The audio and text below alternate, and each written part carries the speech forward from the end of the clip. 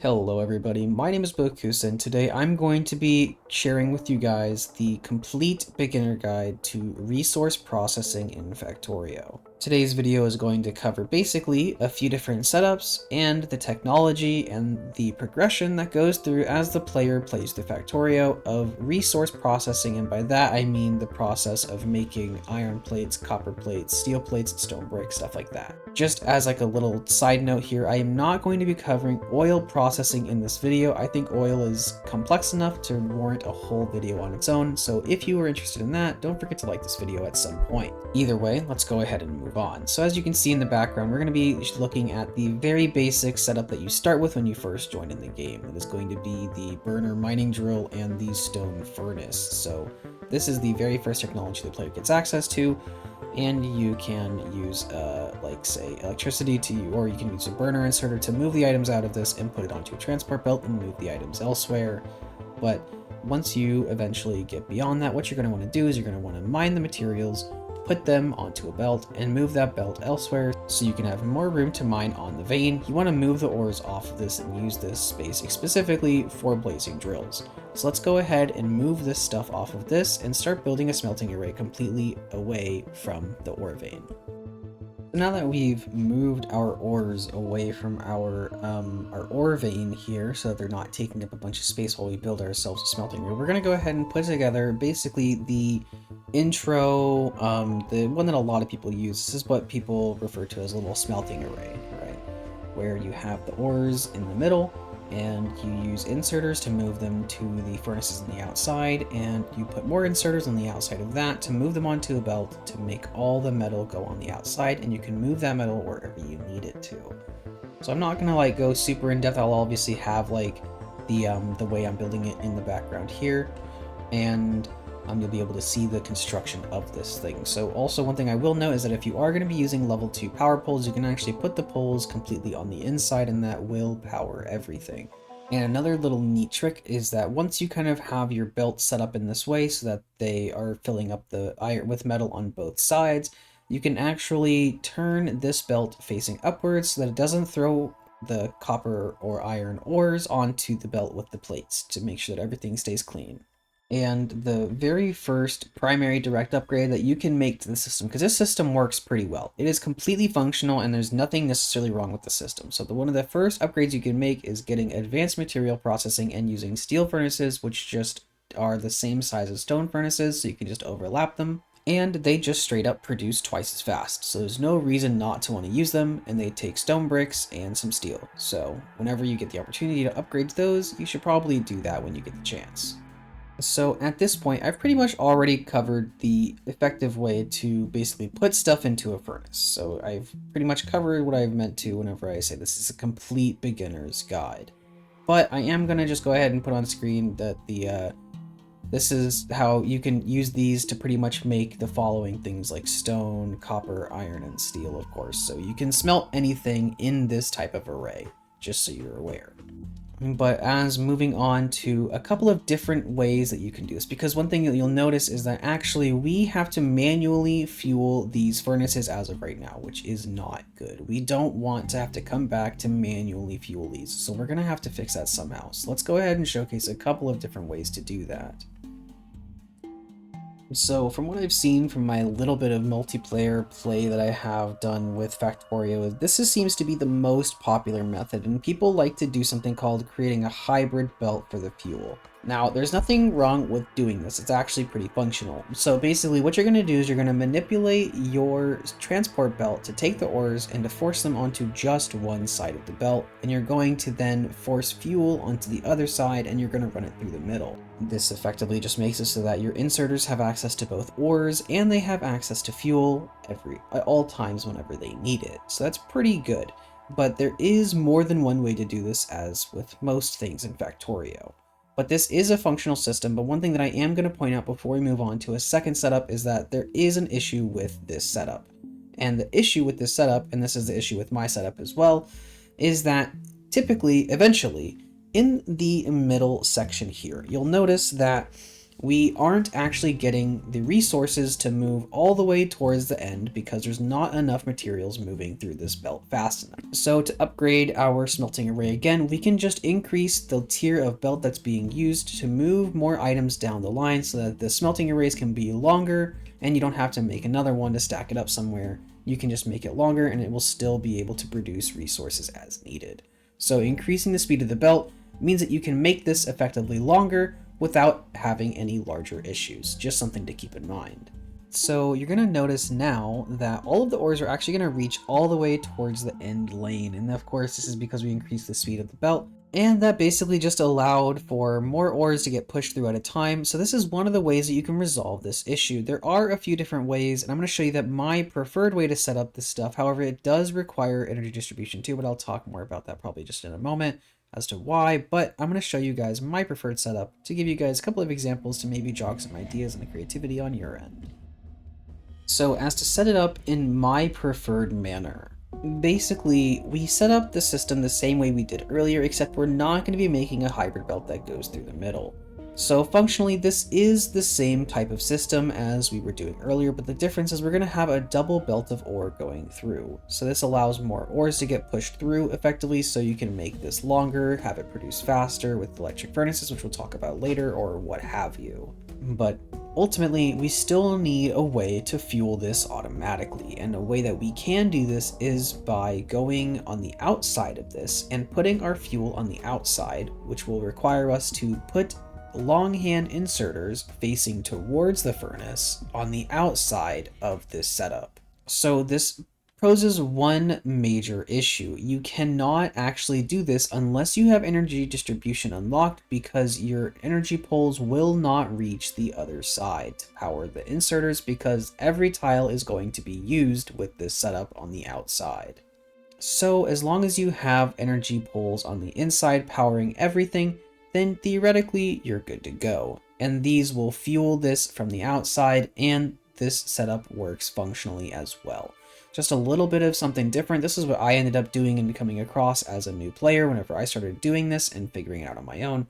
This is a setup that I liked, and I just kind of kept stuck to it. So, this isn't something that a lot of people do. I don't think I've seen anyone else do it this way, but I'm sure obviously there are people who do. This is a functional way to do it, and if it works better for you, cool. If it doesn't, that's fine. Just another, different way to approach the same issue, and that's kind of what this game is about. So here's the way that I did it, and now let's go ahead and move on to the next stage of progression, where we start to look at electric furnaces.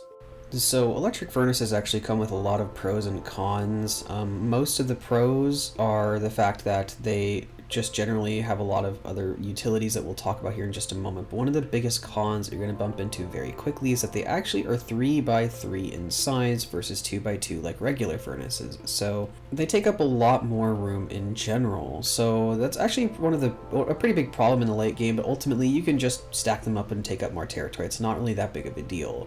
But one thing you are also going to notice is that they do craft at the same speed as steel furnaces, which means that they take electricity, they take up more space, and they craft at the same speed, so why even bother? Well, even though they do take up electricity, that can be useful for some factories that don't want to manually fuel things, which is definitely, not too bad to do, although robots can kind of bypass that process in general, but that's beside the point. If you're not using robots, then electric furnaces might be useful, but there is a huge issue. These guys do use a huge amount of electricity. And if you think about it this way, if you're running 1,000 of these guys, you're going to be using a ton of power, and that's assuming you're not using what electric furnaces are actually good for, which is their module slots. Each of these electric furnaces comes with 2 module slots that you can put in productivity, efficiency, or speed modules into, which is going to increase their productivity rates by a certain amount. So speed is going to increase the speed at which they craft by a considerable amount, but also increase the amount of energy that they consume. That's why this can be pretty taxing on your energy bill later in the game. They will be using a lot of power. However, if you're one of the people who doesn't enjoy resource scarcity and you want to make your resources go farther per each, you can use the productivity modules, and the productivity modules will actually make it so that every now and then you're going to get an extra resource, but that's okay. So the thing is, these are going to eat a lot of power, which is one of the biggest cons that they have. But the real thing that you're going to be using these with that actually makes them where they eat electricity like crazy is beacons, and I'm going to show you what those are here in just a moment. So as we start to move into what beacons are, we already talked about one of the bigger issues that they do require electricity, and in large quantities it's going to require a lot of power. So we are going to see that issue exacerbated here because we're going to be using beacons to spread more modules to our furnaces. So they have 2 module slots to use. And in these 2 module slots, they will actually spread in this yellow area here. I'll go ahead and outline it on screen, I suppose. They will actually spread that module that they have to furnaces or anything that's in that range. So that's pretty useful. And you can only put speed and efficiency modules in here. You cannot put a productivity module in a beacon, just so you are aware. So ultimately, if you were to line all these up with speed modules, you're actually going to see a crafting speed of a furnace being at 7, which is pretty damn good. That means they're going to be crafting 7 times faster than the basic stone furnace and 3.5 times faster than a steel furnace, although that does come with a great cost. You'll notice that these actually take 810 kilowatts each. That's almost as much as a steam engine per furnace that you're using, or it takes like 14 or 15 solar panels or something like that. Ultimately, that is an absolute ton of electricity that you're going to be using if you're lining a whole bunch of these up. So you need to be careful, and you can also mix mash and use efficiency modules if you need to kind of lower that amount of electricity that they're using, but ultimately you're going to be crafting a lot faster. If you have the electricity and you can manage to run these electric furnaces long term, these guys will generate a ton of power for you as far as like smelting power. They generate like this high next level of utility that comes with just being able to craft a ton of stuff very, very quickly. So it's worth it if you can get there. But I'm going to go ahead and move on to showing a couple of different setups that you can use to work with your beacons and your electric furnaces. So my first demonstration here is going to be pretty brief. Ultimately, it's the exact same setup that we were using with the stone and steel furnaces, except we're just going to put beacons behind them. And we should still have enough room to go ahead and put the inserters and a belt down to move items out. So nothing really changes in this setup. The only difference is that we're using electric furnaces, so this furnace setup doesn't really be spoken about too much. But one thing that I will note is that you are going to run into a problem here pretty quick. As previously discussed, these guys produce resources so much faster than steel furnaces, 3.5 times faster. If I wasn't using level 3 belts here, I would definitely be having an issue with trying to fit all these items onto a belt.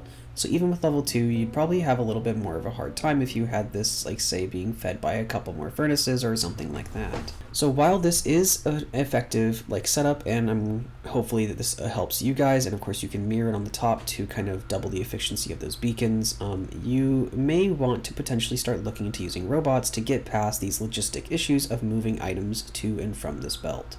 So I'm going to go ahead and use that as my second example for this video. Alright, so before I go ahead and get into this final demonstration where I'm going to be using robots, of course, that will be kind of showing in the background as I'm building it here, I do want to thank you guys for getting this far into the video. I hope you found this video useful. If you did, give it a like, and maybe even consider checking out my other tutorials that may benefit you as well with your Factorio processing. I am going to potentially be looking into making additional tutorials. The couple that come to my mind would be beginners oil processing guides, beginner resource extraction guides, and stuff like that. So if you're interested in seeing those, please leave a comment in the comment section and maybe I'll get to it. I think it's something that I would be very interested in making if you guys want to see it. So I'm not going to really go super in depth about on the making of this building here that I'm working on in the background, because I've already made a robots tutorial. So if you haven't already seen that and you don't really know what's going on here, I highly recommend checking that out shortly after this one to get a more in-depth look as to what the robots are actually doing here. But ultimately, I have these chests placed down, so now all I have to do is give it robots, and since I already have some iron ore in the thing, these guys will go ahead and start getting to work.